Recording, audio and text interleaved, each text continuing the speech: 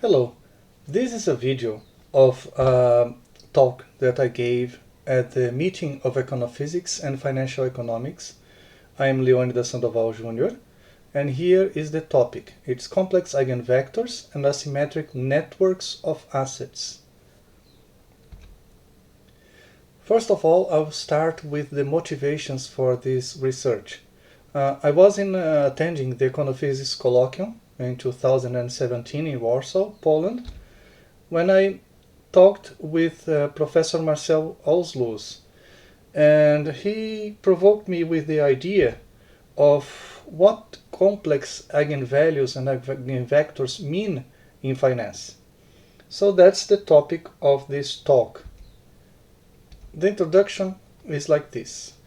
If you have a matrix and you have a vector in terms of a column, matrix column, and the result of operating with the matrix on the vector is equal to a number times the same vector, then we call this vector the of eigenvector and this value of eigenvalue.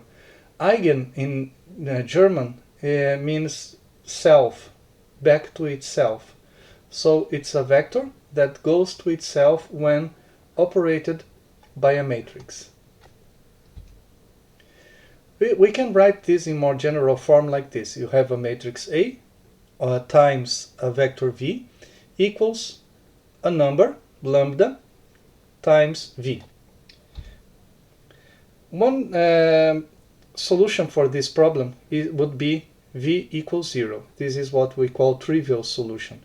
Matrix on a zero vector, you give lambda times a zero vector. So here it's a vector, not a number. We can write like this, and we can also write like this, because we have here the identity function, because you have to subtract a matrix from a matrix. And this is the equation we have to solve. A simple solution, again, would be V equals 0. It can be proved that if the only way not to have a solution V equals 0 is if this system is a system with an infinite number of solutions. It means that the determinant of A minus lambda times I must be 0.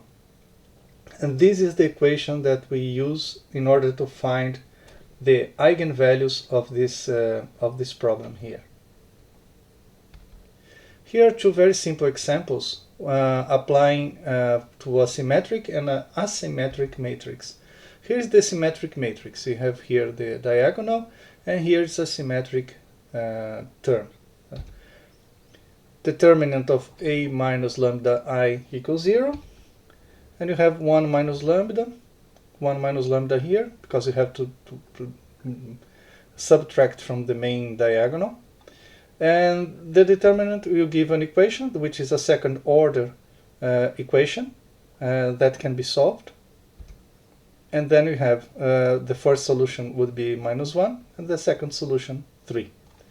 Now we are going to do this with an asymmetric matrix. Here is asymmetric. It's antisymmetric, but it's not necessarily antisymmetric. Determinant of B minus lambda I equals 0. And then you have here the same determinant. We have the equation, and the solutions now are two complex conjugates. So you have now complex eigenvalues for the solution. And this occurs for asymmetric matrices. The solution for asymmetric matrices does not have to be necessarily complex, but that when they come in pairs of complex conjugates, because the numbers here are real. Now, what does it mean for financial markets? This sir here, Harry Markowitz, he developed a theory where you have to take care of your allocations for investment not to fall into the same industries. It's what we call systemic risk. You don't put all your eggs in the same basket. You don't buy only stocks from energy companies, because if something goes wrong, then you have trouble. So he developed a measure of risk, which would be given by this formula here, where X is the weight of an asset in a portfolio, and C is the covariance matrix between assets. So when there is a lot of covariance or correlation between two different assets, usually this means more risk. If the covariance matrix is lesser or even negative, then the risk is diminished. So we can write like this, and if you take here, you have a matrix applying on a vector, and you can use the eigenvalue times the vector. It would be the result. So what does the eigenvalue mean in a problem of finance? It means the risk that you have. Higher values of the eigenvalue offer greater risk. And X would be the eigenvectors, which would be kind of the recipe for your portfolio. Weight of an asset, weight of the assets on the portfolio. So what happens when lambda is complex? Then the eigenvectors are also complex. But what does it mean in finance? So in order to try to answer these problems, we are taking some real measures of some real markets. The first one is the world stock market indices. The second one, New York Stock Exchange plus Nasdaq. And the third one are two different markets that are very interconnected, commodities and equities. Here are the two places where they are commercialized. We are going to use two tools in order to build correlation matrices. The first one would be correlation, the second one transfer entropy. And we are going to use same day data and lagged by 1 day, when one part of the data is lagged by 1 day. So let's talk very briefly on correlation. Here you have the Bank of America times JP Morgan. This is a kind of scatter plot of the returns for both stocks. And here you can see they kind of align a little, which means high correlation. And here you can see Bank of America times Barrick Gold, which is a company mining of gold. And there is not a lot of correlation. It's low correlation. You can see there is things are kind of scattered almost randomly. We are going to use here Pearson correlation, which is simple to calculate and quite useful for financial markets. It was developed by Carl Pearson and based on ideas of Francis Galton. The second measure we are going to use, it's less common in finance, which is transfer entropy. It's based on information theory. It was developed by Thomas Schreiber in 2000 and based on the Shannon entropy by Claude Shannon. Claude Shannon is the father of information theory as we have today, and he had developed a measure of entropy that's quite similar to Boltzmann's entropy. And what does it do? It takes the probability distribution of an asset, here Bank of America, and the probability distribution of a second asset, and it tries to see what reduction of information you have here if you know this. If you know the probability distribution of Bank of America, how much will you know of the probability distribution of JP Morgan? And here is a kind of schematic representation. Here you have the first and the second. The first stock depends on its previous values. We are assuming this. But also on the previous values of y. And when we remove this dependence of x on its past, what is left is the dependence of x on the past of y. Well, just showing you some eigenvectors that we can obtain from measurements. And here you can see the eigenvectors and their values as bars. What we can see here is some structure. You have some coupled eigenvectors, and here as well, and here you have negative ones, and here you have some structure as well. Here you can see. And here we don't have any structure, it's just noise here as well. This is very typical for higher values of eigenvalues, and this is typical for medium values of eigenvalues. If you have eigenvalues that are either high or very low, you detect some structure. Why do you detect structure for eigenvalues that are low? Usually it means choices for portfolios that are very safe. It means that you get like you are buying on a stock and selling on a stock that is very similar to it, so the risk is very low. So there is a structure both for high eigenvalues and for low eigenvalues. So here is structure, here is noise. For those of you who are fans of symphonic metal, here is a music noise from Nightwish. I always remember this music when I see this. Let's start by the world stock market indices. I'm taking indices from 97 stock markets all the world, most of the stock markets in the world.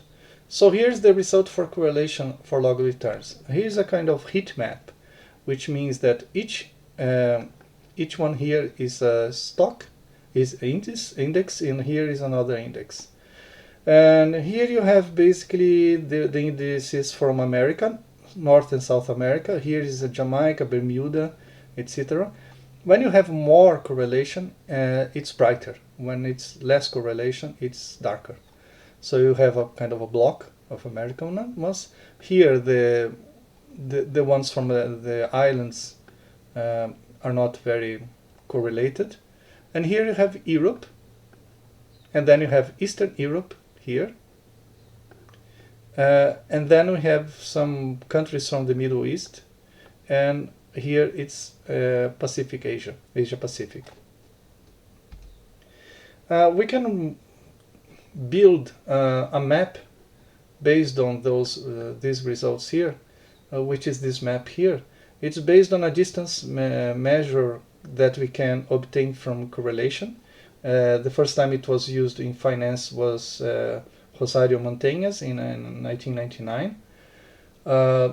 And we have here a distribution that makes like this.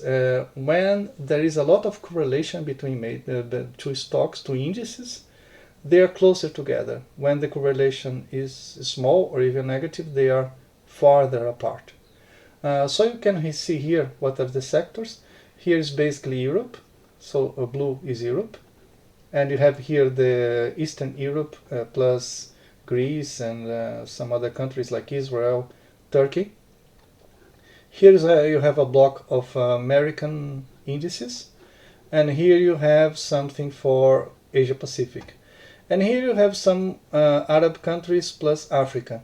They are close together here, not because they are very correlated, but the algorithm that it uses usually clumps together all those that are not very correlated with anyone else. So here you have the results for, well, we can use that correlation matrix in order to build eigenvalues and eigenvectors. Since it's symmetric, all the eigenvalues are going to be real. And here you have a representation of the same, like this one. Here, the same, but the size of each of the blobs, of the dots, is going to be the size of its presence in the portfolio or the eigenvector. So here's the eigenvector.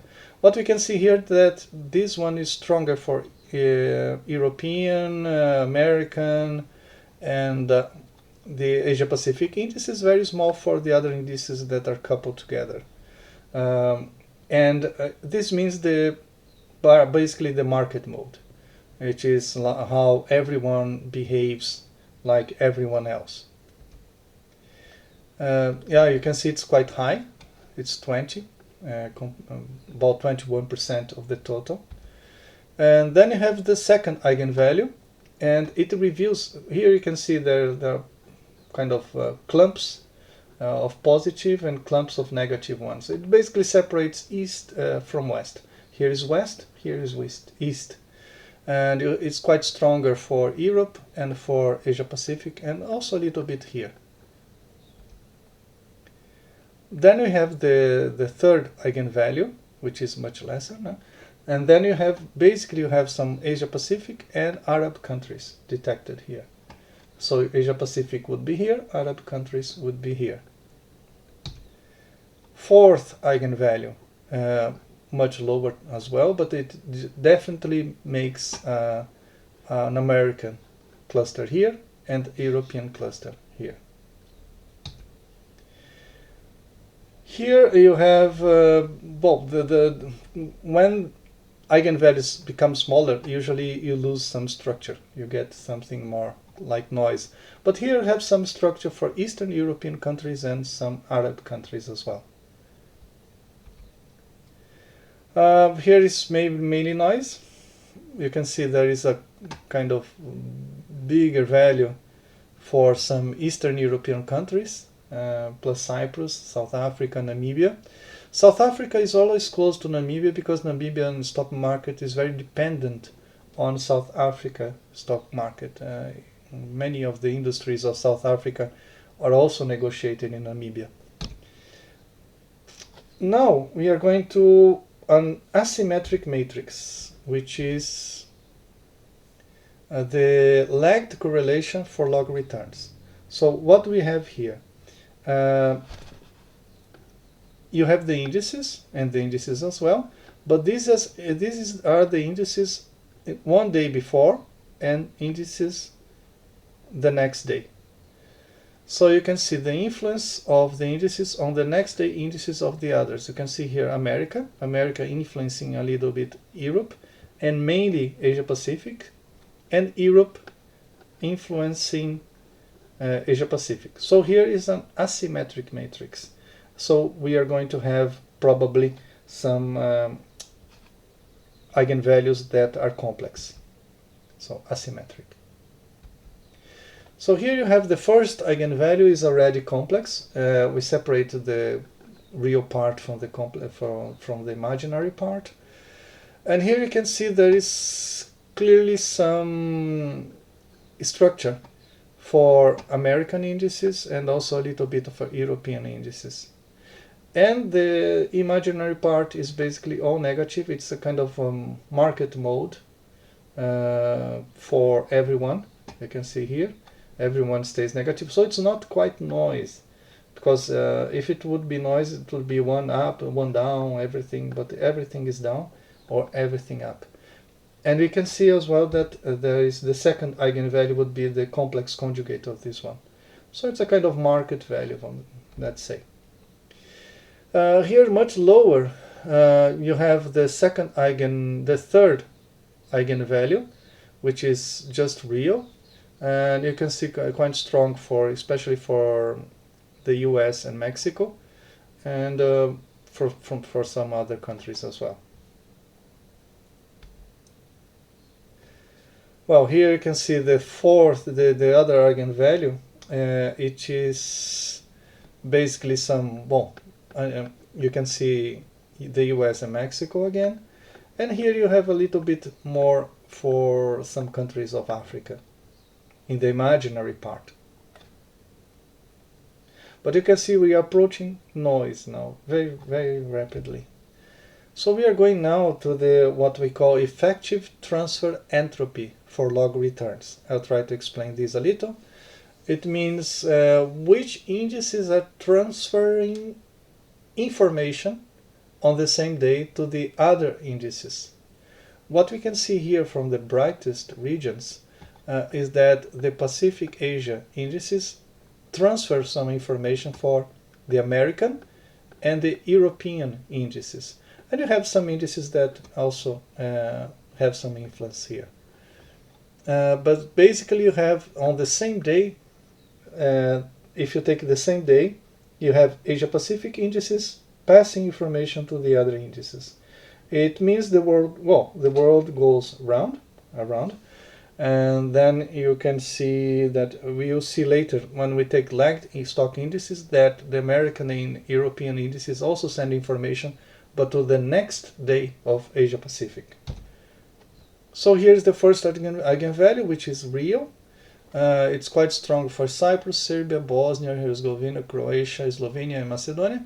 They are all former part of Yugoslavia, and some Arab countries as well, and also a little bit Nigeria here. For the second eigenvalue, you have Colombia, Asia Pacific countries, and also former Yugoslavia countries. I must say that effective transfer entropy is a kind of very noisy kind of measure. So it's very subject to noise. It's a weak measure. This third eigenvalue, you can see a lot of structure for Ghana, Laos, and Tanzania. And the fourth one, strong for Asia Pacific countries, basically. Also, in the fifth one, we have finally some complex eigenvalue. And we have the real part. You have very strong peak for Cyprus. And here you have some peaks for Bosnia, Herzegovina, Tanzania, Zimbabwe, and Laos. Now we take the lagged effective transfer entropy, which is the information that indices from one day pass to the indices of the next day.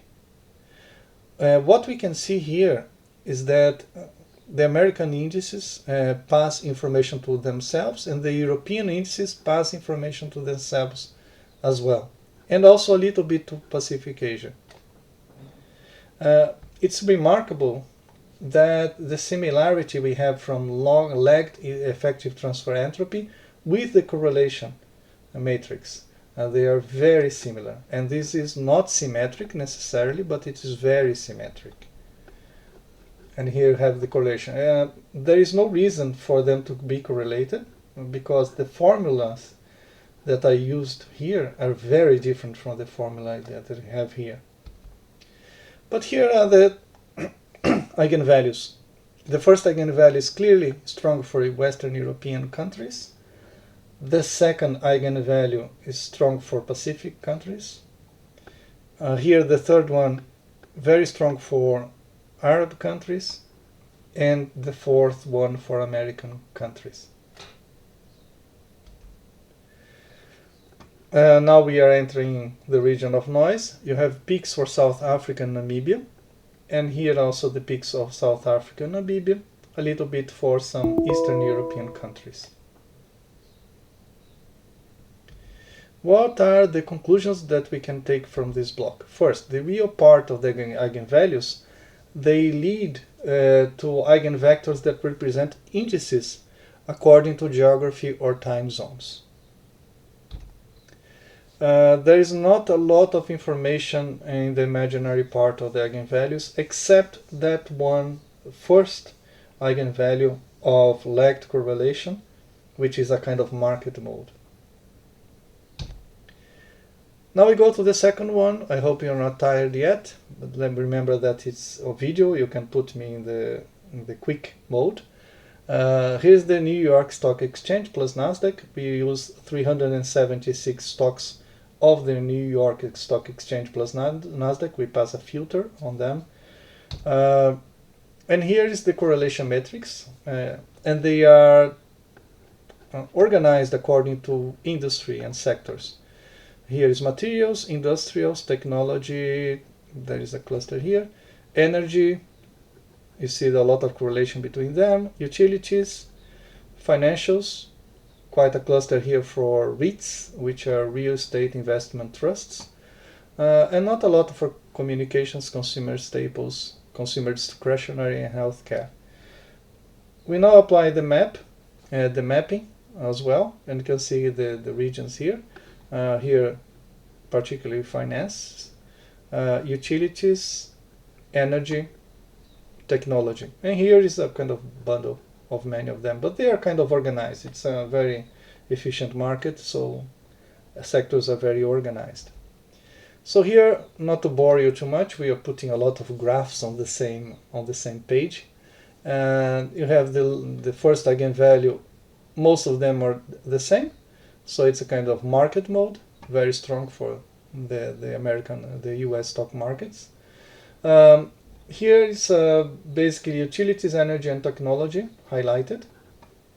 Here you have financials here, energy and technology, and here a lot of energy, but also healthcare. Healthcare is around here. Healthcare is here. Financials as well, particularly REITs for this one. All the eigenvalues are real because the correlation matrix is symmetric.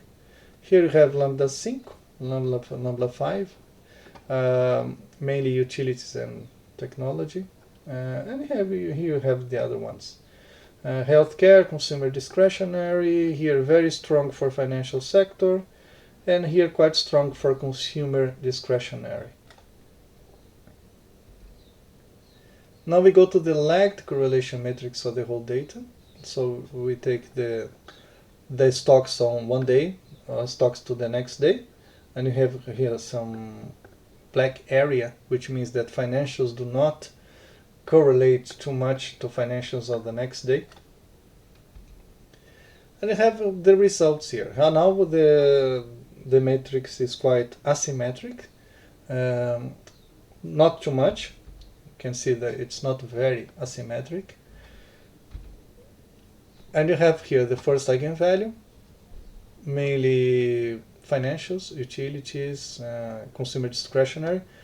Here the second eigenvalue is complex, so we are going to pay attention here a little bit. So you see here it's a kind of market mode again, everyone like the same. And here you have basically some sectors as well. The third eigenvalue is the same as the second one, but complex conjugate. You have the fourth one, which is real, basically technology. Here you have more of financial, but a little bit of mix, and here noise starts to operate. Now, effective transfer entropy, you can see is quite symmetric for the US stock market as well. And it's a kind of negative version of the correlation matrix. It's a funny thing.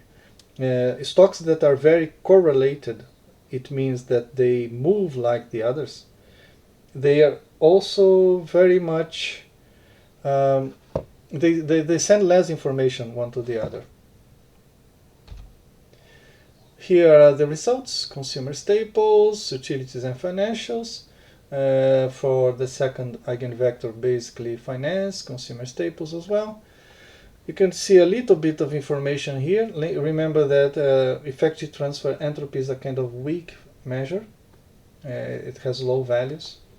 And here is quite noisy as well. Here is the real and imaginary. Those here are real eigenvalues. Here is an eigenvalue that is complex. So you don't see a lot of information in the imaginary part. Here is a lagged effective transfer entropy for the whole data. And you can see again there is a lot of structure between sectors, very similar again to the correlation matrix.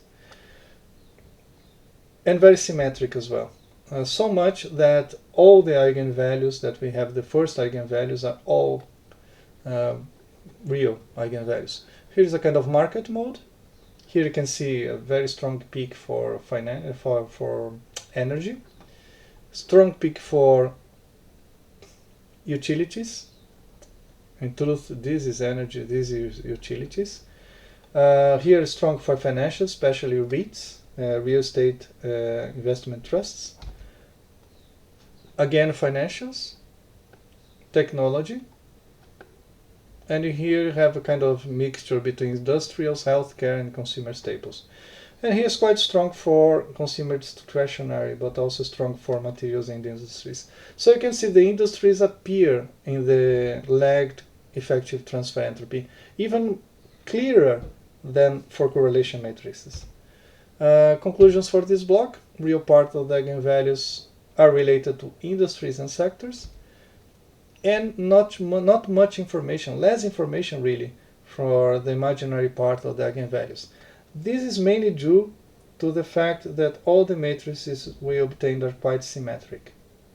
They are asymmetric, but very similar to symmetric ones. Now the third one, commodities and equities, in our search for some meaning for the imaginary part of the eigenvalues. We have 23 industry indices of the New York Stock Exchange plus 23 commodities. Here is the New York Stock Exchange. Here is where the commodities are, the Chicago Board of Exchange, where the commodities are negotiated. What are the indices? They are sector indices, so we have the financial index of, it's a kind of average on the financial companies. Then you have the healthcare indices and all that, and then you have the different kinds of indices.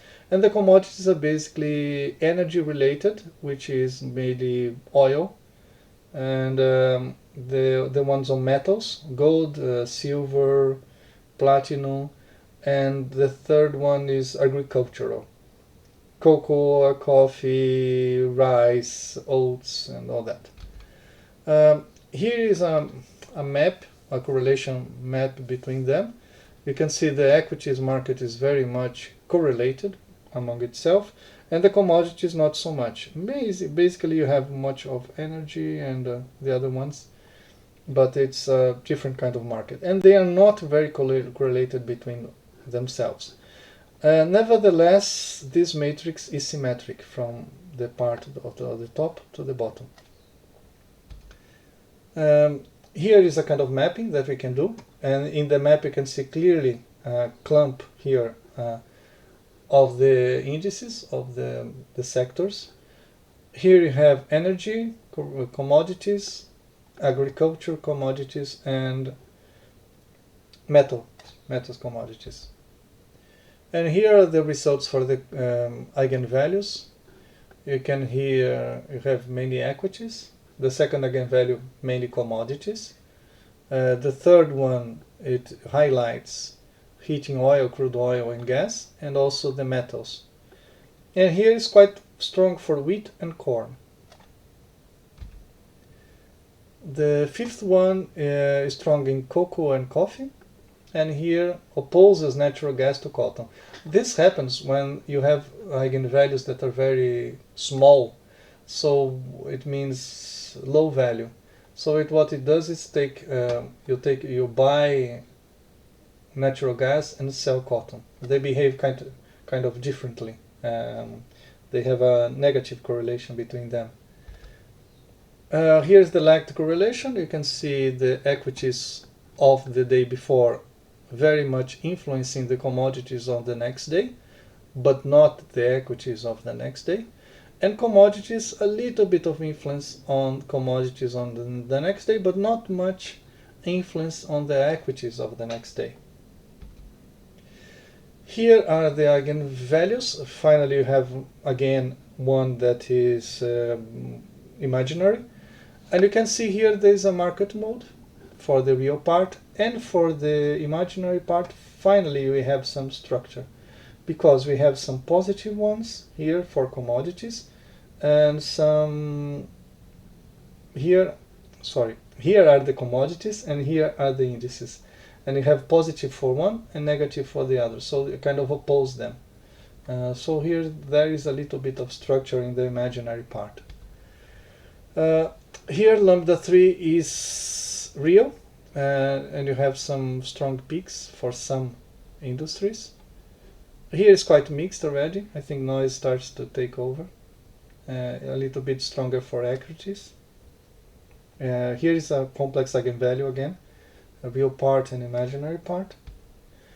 And a lot of noise here as well, but you can see some opposing again between, not from here, but you could see from the graphs of the bars, some opposition between equities and commodities again. Effective transfer entropy, you can see commodities sending a lot of information to equities on the same day. Here is a kind of market mode for lambda 1. Lambda 2, basically you have some stronger for some of them. And here you have a complex eigenvalue, imaginary part, peak for diversified, and imaginary part negatively strong for automobiles. It's particular for automobile industry. And have here real again, crude oil against heating oil. You buy and sell, buy crude oil and sell heating oil. And quite negative for technology. And last, we have the lagged effective transfer entropy. Equities influencing a lot equities and commodities influencing a lot commodities on the next day. And here you have the graphs that you obtain. First eigenvalue strong for equities, second eigenvalue strong for natural gas, crude oil and heating oil, the energy commodities. Here again energy commodities.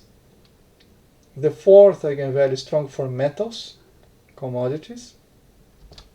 Here is strong for corn and wheat, and here is basically coffee. So the conclusions that we can take for this block is that the real part of the eigenvalues, they separate commodities from equities, and the imaginary part has some structure now, which is some information separating commodities from equities. And that's it. We don't have a lot of information. We could see the stock markets are designed in such a way that all the matrices are not very much asymmetric, and even when they are asymmetric, there is not a lot of information in the complex part of the imaginary part of the complex eigenvalues. And that's it. Muchas gracias a todos. And thank you.